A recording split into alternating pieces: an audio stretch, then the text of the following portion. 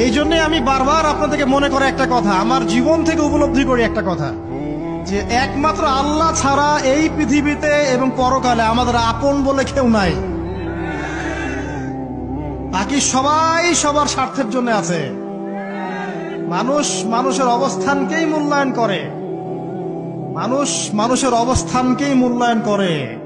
আল্লাহ রাব্বুল আলামিন আপনার ভিতরটাকে ভালোবাসেন। দেখেন, আপনি যখন নামাজ পড়েন নাই, আল্লাহ পাক কিন্তু আপনাকে ধ্বংস করে দেন নাই। আল্লাহ পরম করুণাময় আপনাকে হেদায়েত দিয়ে নামাজি বানিয়ে দিয়েছেন। জীবন অনেক পাপ করেছেন, ইনস্ট্যান্ট আল্লাহ পাক শাস্তি দিতে পারতেন, আল্লাহ পাক দেন নাই। আল্লাহ আপনাকে ভালোবাসেন, আল্লাহ আমাকে ভালোবাসেন। আল্লাহ পাকের এই ভালোবাসার ঋণটা শোধ করার জন্য হলেও নামাজি হয়ে যান, আল্লাহর পথে ফিরে আসেন, দিনের জন্য কিছু করেন, দিনের ফিকির করেন, পড়াশোনা করেন। প্রিয় ভাইরা, আল্লাহ পাক তৌফিক দান করুন।